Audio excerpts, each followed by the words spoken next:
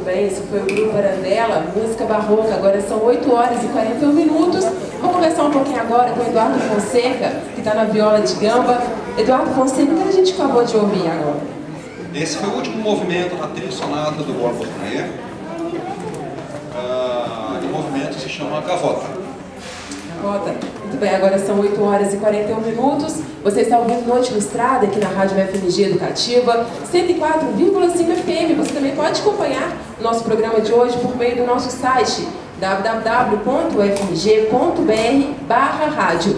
Eu sou Alessandra Dantas e a gente está transmitindo ao vivo o Noite Ilustrada, direto do Centro Cultural UFMG, onde acontece a 5ª edição do Barômetro Ciência, Café e Debate. Nós temos aqui 2 debatedores, o professor e historiador Rodrigo Coppi Caldeira e o estudioso em espiritualismo e psicólogo Lúcio Santos Teixeira. A gente agora tem participação do nosso tablet, do nosso repórter tablet, Otávio Zonato. Otávio Zonato está bem pertinho da plateia. O que vai acontecer agora?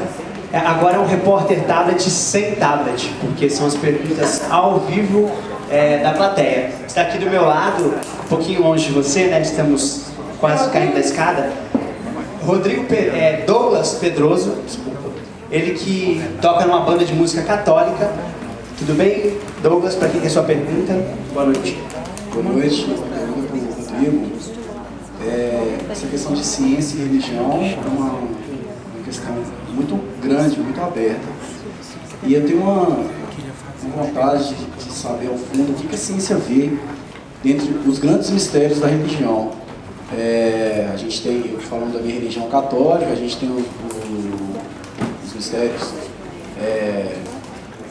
do corpo e sangue de Cristo, toda aquela magia que envolve a Eucaristia. Como que a ciência enxerga isso tudo?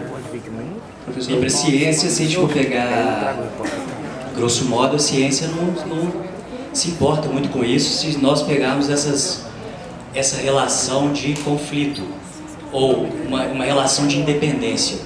A religião, ela está num campo e a ciência está em outro, elas não se misturam, né, nessa perspectiva.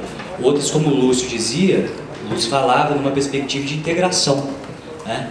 Agora, eu tendo a compreender isso como independentes, né, esferas independentes. Quer dizer, são esferas independentes, mas que surgem sempre do fenômeno humano, né? E da perspectiva do homem que se pergunta. O homem se pergunta o porquê e como, e dessas perguntas surge então a ciência, né? e surge a religião. Então aí eu não vejo contraposição como sendo frutos da existência humana. Mas o que a ciência pensaria da Eucaristia, ela falaria que não era nada, né? Ela falaria que era pão, ela pão. Para o fiel, e que acredita, que faz a experiência do corpo e sangue de Cristo, vai significar muito, né? Vai significar, e vai ser mais do que significativo, porque aquilo vai fazer ele transformar a vida dele, né? Então aquilo responde o fiel, né? Então vale a pena, né? Agora para a ciência eu não sei, acho que a ciência não está muito, quer dizer, a ciência, aí que eu digo, a ciência entendida como essa razão empirista, né, do cálculo, da experiência para ver se ali tem o corpo de Cristo, isso não.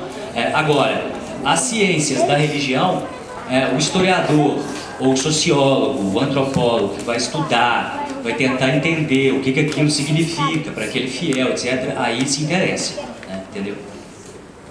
Muito obrigado, professor Rodrigo. Estou aqui do outro lado agora. Temos mais uma participação da plateia. Está aqui ao meu lado o estilista Hudson Freitas. Boa noite, Hudson, para quem quer sua pergunta. A minha pergunta vai para o psicólogo Lúcio. Lúcio, o cristianismo reconhece o candomblé como uma religião? Lúcio? Nós estamos num mundo cheio de preconceitos e cheio de simplicidade e ignorância de nós todos. Com isso, o que acontece? Uma outra cultura, uma cultura fundamentalista, que vem dos conhecimentos adquiridos de outro continente, do continente africano, ainda é muito desrespeitado no nosso mundo. do nosso mundo social. Eu acho que está tudo melhorando. O terceiro milênio, todas as minorias estão ganhando maior espaço. Então eu acredito que um dia o candomblé vai ser tão respeitado como o meio artístico o respeita. E quem passa pela experiência sabe como é bonito a energia a serviço de Deus, dos orixás, do nosso meio aqui na Terra. É muito bonito. Eu acho que um dia o cristão corajoso que fizer contato com o candomblé vai amá-lo e respeitá-lo muito. Porque nós temos dentro de nós uma parte muito bonita que é africana. O negro está dentro de nós. Eu acho que um dia ele vai ser muito bem aceito, como a Umbanda está começando a ser aceita. Hoje na USP já tem curso de Umbanda dentro da faculdade. Então eu acho que o terceiro milênio vai trazer muita iluminação e nós vamos ver todos os valores que toda religião tem, seja a religião que for. Então, vou dar uma palavra aqui também, trazer uma questão. A questão do candomblé, quando você fala sobre o cristianismo reconhece, quer dizer, que cristianismo é esse? Que você está perguntando. Você pensa na igreja católica, né, hierárquica, quando a gente olha historicamente, a gente percebe que realmente, porque o candomblé, ele é fruto, ele é mistura de catolicismo português com os africanos, né, com a raiz africana e alguma coisa da raiz indígena. O sincretismo, ele se torna um problema também, e aí é interessante que ele se torna um problema até para as pessoas fiéis de dentro. Né? Existe um movimento atual dentro do candomblé que deseja fazer o candomblé mais puro, ou seja, tirar as imagens dos santos, por exemplo, dos terreiros, porque os santos não são não é raiz africana, os santos são cristãos, né? Tá na raiz cristã. Então esse tipo de abordagem, de olhar uma religião e tentar purificar a religião, ela aparece em todos os lugares, inclusive dentro do candomblé, né? que é em si uma religião sincrética, né? De mistura. Então eu acho que o cristianismo, dependendo do cristianismo, dependendo da igreja, e aí existem igrejas que vão condenar o candomblé, o umbanda, etc., porque é coisa do demônio, entre aspas, né? Esse é o discurso que eles repetem. O demônio é o outro, e aí o demônio está no terreiro. Também não se pode esquecer que é uma religião de matriz brasileira, né? Então se faz lógica realmente essa representação dos santos dentro do terreiro, como São Jorge. Então, o candomblé ele é estritamente brasileiro. Sendo brasileiro, ele misturou essas raízes, né? Como é que você, depois de um tempo, você vai tirar aquilo que construiu, né, aquela matriz ali? Então é complicado. Vai ser muito difícil tirar isso, não acha, não? Sim, não, eu acho impossível, não existe pureza. É a mesma coisa você querer fazer do cristianismo. O cristianismo, onde que ele está pisando? Ele pisa no judaísmo e pisa na filosofia grega. Eu vou fazer um cristianismo sem filosofia grega. Não tem como. Hoje, né? Hoje você tirar isso, né? A gente tem mais uma pergunta da plateia, deixa eu me locomover até ele. Está agora aqui na minha frente, Ronan Daré, que é professor de Física. Boa noite, Ronan, para quem que é a sua pergunta? Boa noite. Eu queria fazer, na verdade, para os dois. A ciência seria a personificação da verdade e a religião a personificação do desconhecido? Quem quer começar? Lúcio, por favor. A religião é um grande oceano. E nós somos acostumados a nadar só na beiradinha, na praia, para não afogar. Os mais corajosos conseguem mergulhar e ir mais longe. Religião é uma coisa linda, porque você busca a religião oficializada, com suas normas de conduta, depois você rompe com isso naturalmente, porque chega um ponto que você transcende, e aí você esbarra na sua religiosidade. É quando você está mergulhando corajosamente dentro do oceano.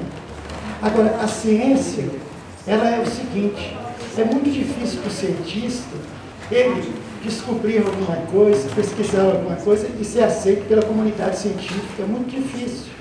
Então a ciência, ela vai engatinhando, é uma tristeza, infelizmente é. Né? E chega ao ponto que você faz para a ciência, uma ciência que não é oficializada, mas que é ciência também. Por exemplo, eu perdi meu pai, que foi a maior perda da minha vida. Vivi sem ele. Aos 17 anos conheci a doutrina espírita e fui esbarrar num homem muito digno, muito iluminado, chamado Francisco Cândido Xavier, nosso Chico. Quando eu vi a possibilidade do papai se comunicar, que ciência é esta que os cientistas oficiais não entendem e nem pesquisam? Mas o papai veio, o papai escreveu, o papai falou, o papai voltou à vida e eu fiquei super feliz. E me comprometi a ajudar esse movimento, porque tem muitas pessoas perdendo seus entes queridos e desesperando. E quando você descobre a possibilidade de uma comunicação deste nível, você está esbarrando em altos níveis de ciência, mas que não é aceito oficialmente. Então eu acho sim que um dia nós vamos descobrir que a ciência está engatinhando e o religioso, corajoso, está mergulhando profundamente no oceano da existência. Eu penso que não vejo nada, né? Eu penso que a gente não vê, né? Nesses meandros aí que a gente pensa e conjectura, né? Assim, como historiador da religião e tudo. Mas eu acho que o desconhecido ele tá na base, como eu disse, como fenômeno humano, o desconhecido ele está na base tanto da ciência quanto da religião. É o desconhecido que nos move a caminhar e a buscar compreender o que nós estamos fazendo aqui, né? E como nós chegamos aqui, né? No caso da ciência, e o porquê, né? Quais os motivos. É incrível para nós humanos que não haja nenhum motivo, né? Que tudo seja insignificante, né? Que tudo não passe de simples matéria, né? de um simples pó que abriu o olho um dia, né? Como diz um dos filósofos. Como é que...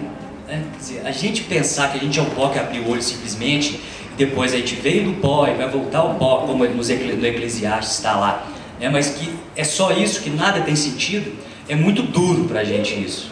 É muito duro e a gente precisa perceber algo que está além disso, né? Precisa achar o sentido, né? Ou para alguns criar o sentido.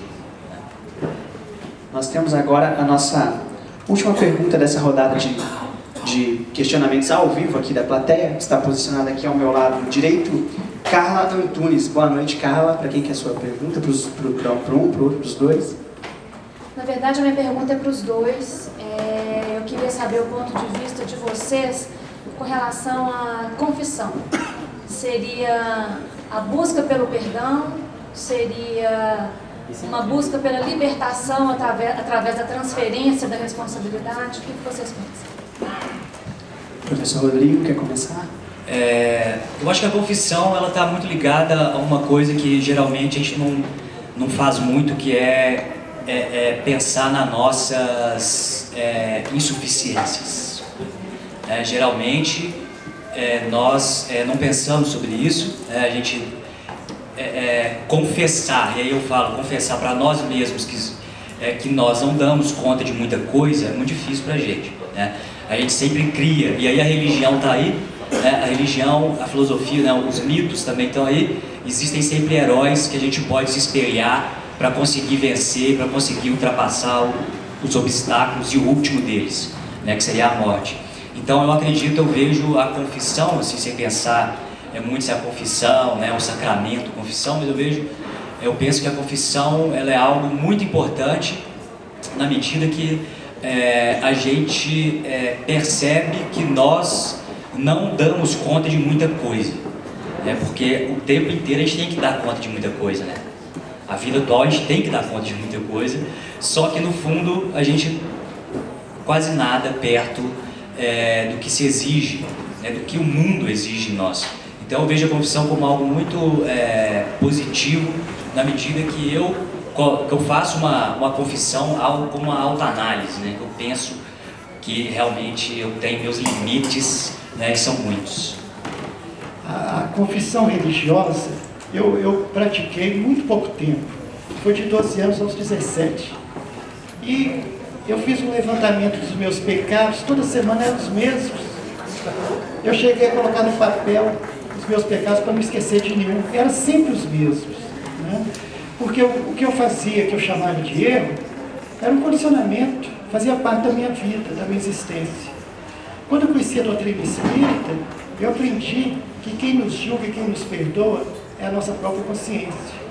O que é muito difícil também da gente chegar nesse nível de libertação. Então eu procurei meios mais práticos, aprendi com um mentor, um amigo da espiritualidade, usando da mediunidade. Ele disse assim: concentra na parede. Eu falei: de que jeito? Então ele mandou que eu ficasse com o nariz na parede, desejando que a minha mente esvaziasse e ficasse tão vazia quanto a parede. Quando eu comecei a fazer isso, eu comecei a me libertar dos meus condicionamentos, do que eu chamava de pecado que tinha que confessar para ter perdão. Foi assim que eu comecei a mudar meus comportamentos. Quando eu estou com a cabecinha com alguma ideia que não vale a pena, eu ponho o nariz na parede e falo: quero ficar com a mente vazia. E chega num nível que, depois de uma experiência dessa, eu vi minha esposa, eu olhei para ela e disse: como é que ela chama? Eu não sabia nem o nome dela mais. Limpou tudo.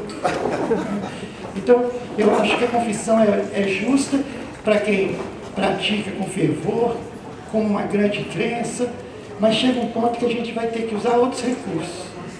Uma mudança de comportamento, senão a gente fica repetitivo, infelizmente.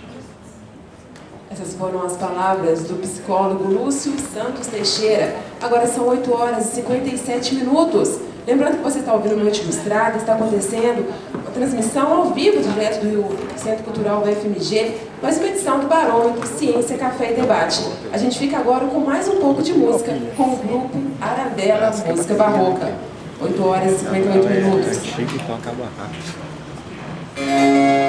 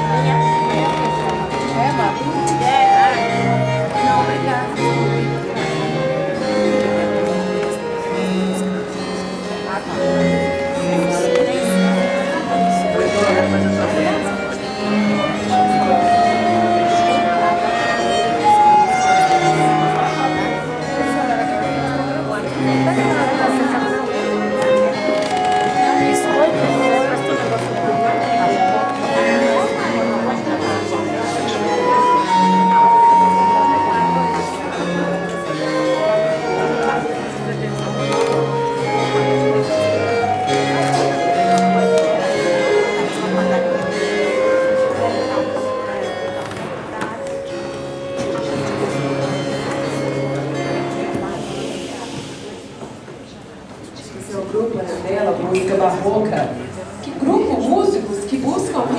sonoridade próxima ao que as pessoas do período barroco ouviram. Eduardo Fonseca, que está no viola de gamba, o que a gente acabou de ouvir? Acho que a gente acabou de ouvir algo que está exatamente no meio de tudo isso que a gente está conversando aqui. Aproveitando isso, a música barroca está ligada à religião, de alguma forma? Eu, sinceramente, acredito que a música está acima de qualquer tipo de religião. Está acima de qualquer crença, qualquer coisa. A gente não precisa acreditar em Deus para gostar de música. A gente pode gostar de música por si só. A gente não precisa não acreditar em Deus para gostar de música. Então eu acredito que a música está acima, né, dessas coisas humanas. Foi falado aqui na transcendência. Eu acho que o maior objetivo dos músicos é justamente a transcendência. Quando a gente se reúne aqui e se emociona com o que a gente acabou de tocar, eu acho que eu senti de algumas pessoas isso. Né? Falar muito mais, a música fala muito mais do que as palavras. Eu acho que o Martim Lutero dizia que a música chega onde as palavras não alcançam. Então acho que esse é o lugar da música, acima disso. Essas foram as palavras de Eduardo Fonseca, integrante do grupo Arandela Música Barroca, que falou um pouquinho pra gente qual que é a ligação entre música barroca e religião. Agora são 9h02. Lembrando que você está ouvindo Noite Ilustrada pela Rádio FMG Educativa, que transmite ao vivo do Centro Cultural UFMG a 5ª edição do projeto Barômetro Ciência, Café e Debate, que tem como tema hoje aqui Ciência e Religião. Os nossos 2 debatedores é o psicólogo e estudioso do espiritualismo Lúcio Santos Teixeira, e também nós temos presente o historiador e professor Rodrigo Caldeira. Agora são 9h03. A gente vai voltar a participação do nosso repórter tablet, Otávio Zonato, que está bem pertinho da plateia. Tem mais perguntas, Otávio? Então, Alessandra, temos mais algumas perguntas aqui, feitas através dos tablets. Lembrando, né, para você que está nos ouvindo aí de casa, tablet é um dispositivo eletrônico, como se fosse um computador, só que ele é controlado com o dedo, a tela é sensível ao toque. E aí, na tela dos tablets que estão aqui, nas mãos da nossa plateia, tem uma esfera, que é a esfera de significados, que é composta por vários pontos que representam palavras do campo da ciência e da religião. Então a pessoa faz uma ligação, uma associação entre 2 palavras, 2 pontos, e a partir dessa conexão ela faz uma pergunta ou uma afirmação para fomentar o nosso debate. Primeira pergunta aqui vai para os 2, quem quiser responder primeiro, levanta a mão, fala eu. É o seguinte: as palavras associadas são Deus e avanço. Quem crê em Deus busca a verdade e pode ser mais